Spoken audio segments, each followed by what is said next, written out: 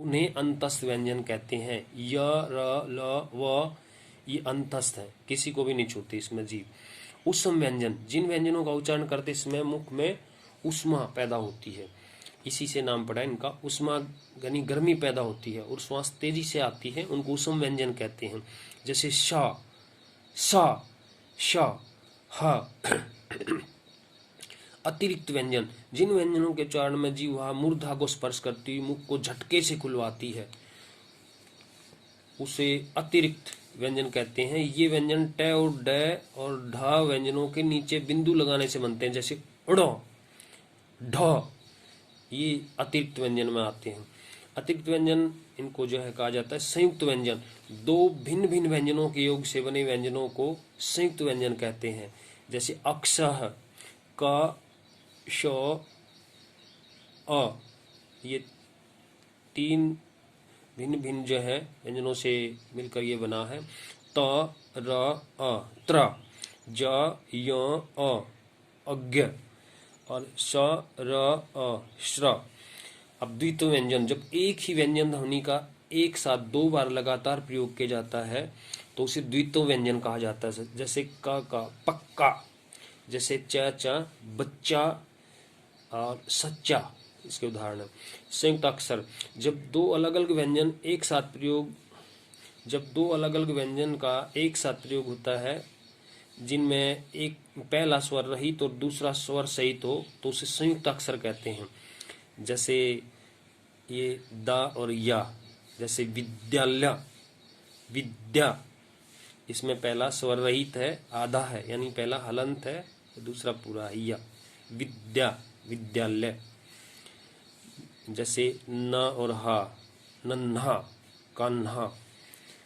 अब अयोगवा, अंग और आ वर्ण न तो स्वर है न ही व्यंजन है, क्योंकि इनके उच्चारण में अस्वर की सहायता आवश्यक है, इसलिए ये अयोगवाह कहलाते हैं। मानक वर्णमाला में अंग और आ को स्वर व्यंजनों के मध्य में स्थान दिया गया है। अंग को अनुस्वार और आ को विसर्ग कहते हैं। अब इनको समझ लेते हैं। अनुस्वार, इसका उच्चारण नाक से किया जाता है और इसके उच्चारण में अधिक जोर लगाना पड़ता है। इसे स्वर या व्यंजन के मात्रा के रूप में लगाया जाता है। जैसे कंस, हंस, मंगल, कंस, हंस, मंगल, इनमें अनुस्वार है ऊपर।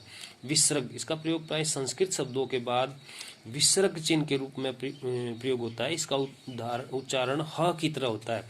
जैसे प्रातः, प्रातः, अतः, संभवतः, विशेषतः। अनुनासिक, इसके उच्चारण में नाक और मुंह दोनों का प्रयोग किया जाता है। इसे चंद्र बिंदु भी कहते हैं। जैसे चांद, पांव, छांव, गांव आदि। स्वतंत्र रूप में स्वर, जिन स्वरों का प्रयोग व्यंजनों के साथ अपने मूल रूप में होता है उसे स्वर का स्वतंत्र रूप कहा जाता है। जैसे आम, आ इसमें इस्तेमाल हो गया, आम, आम। ऊंट, अब, अब, ये स्वतंत्र रूप है इसका।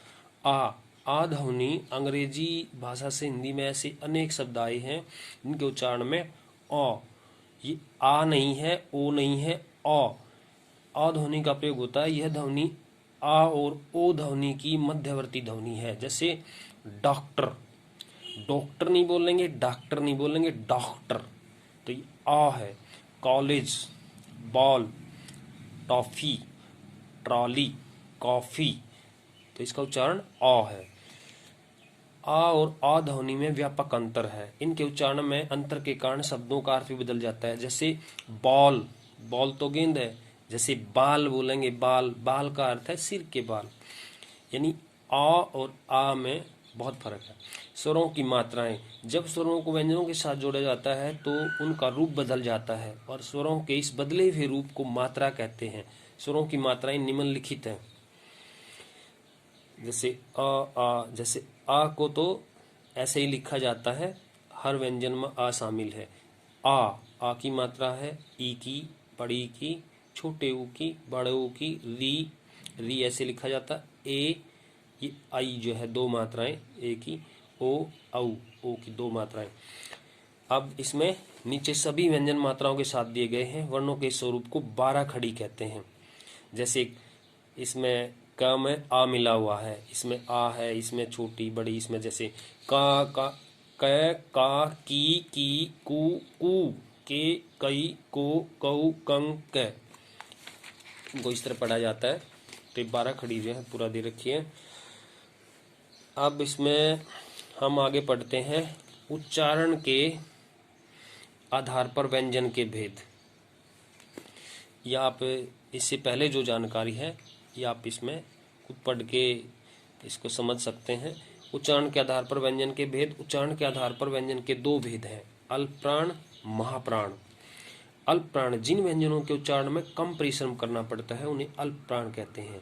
यानी थोड़ी वायु लगती है, जिसमें थोड़े प्राण लगते हैं। प्रत्येक व्यंजन वर्ग का पहला, तीसरा, पांचवा वर्ण, जैसे क, ग, च, ज, ये अल्पप्राण है। महाप्राण जिन व्यंजनों के उच्चारण में अधिक परिश्रम करना पड़ता है, अधिक वायु लगती है, उन्हें महाप्राण कहते हैं। जैसे ख, घ, छ, झ। या बोल के इसका अंतर समझ सकते हैं। स्वराघात किसी शब्द के उच्चारण में किसी विशेष पर श्वास के दबाव के कारण जो बल आ जाता है उसे स्वराघात कहते हैं। कभी कभी शब्द अथवा शब्दांश के मध्य अथवा अंतिम वर्ण का उच्चारण अपूर्ण होता है, उसे हल अक्षर की तरह बोला जाता है, तब उसे पूर्व वर्ण पर अधिक बल पड़ता है। जैसे कल, समय, नर आदि, इनका उच्चारण कौल, सम, नर की भांति होता है। अब बलाघात। अब किसी पद या वाक्य को बोलते समय किसी अक्षर या शब्द विशेष पर श्वास के दबाव के कारण जो बल आता है उसे बलाघात कहते हैं। वाक्य के सभी पदों पर समान बल नहीं दिया जाता, भिन्न भिन्न पदों पर बल देने से वाक्य अर्थ में अंतर आ जाता है। जैसे मैं आज दिल्ली जाऊंगा, इसमें कोई और नहीं जाएगा, मैं। कल या परसों नहीं, आज, कहीं और नहीं, दिल्ली। मैं आज दिल्ली जाऊंगा, बलाघात, इसमें बलाघात है। उच्चारण स्थान। मुख के जिस भाग से जो वर्ण बोला जाता है भाग उस वर्ण का उच्चारण स्थान कहलाता है। ये सारे वर्ण जो है उच्चारण स्थान के अनुसार जो है यहाँ देखे जा सकते हैं। जैसे कंठ है, कंठ से बोले जाने वाले अ, आ, क, ख, ग, घ, ड़। तालव्य ई, च, छ, झ, य, स, ये तालव्य है। ये मूर्धन्य है, दंत है, ओष्ठ है, कंठ तालव्य हो गए, कंठोष्ठ हो गए, दंतोष्ठ हो गए, नासिक। अब हम समझते हैं वर्ण विच्छेद। किसी शब्द के वर्णों को अलग अलग करना वर्ण विच्छेद कहलाता है। वर्ण विच्छेद की सहायता से उच्चारण शुद्ध होता है। जैसे अध्यापक शब्द है अ, ध, य, अ, प, अ, क, आ। ये अध्यापक शब्द का पूरा वर्ण विच्छेद कर दिया है, किस किस वर्ण से ये मिलकर बना हुआ है। तो इस तरह हम किसी भी शब्द का वर्ण विच्छेद कर सकते हैं। ये बच्चों को आना चाहिए। और वर्णों के बारे में मैं समझता हूँ हमें काफ़ी जानकारी हुई होगी। धन्यवाद।